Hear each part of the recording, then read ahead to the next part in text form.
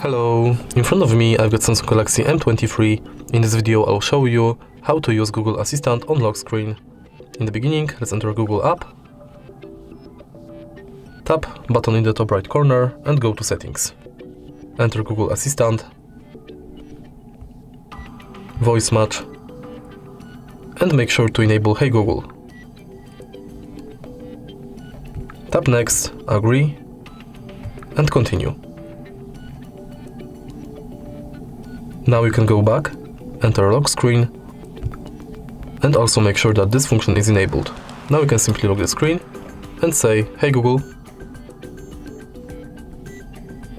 Okay Google. Okay Google. Okay Google. What's the weather like tomorrow? It'll be sunny with a high of 68 and a low of 33. If you find this video helpful, please leave a like, comment and subscribe.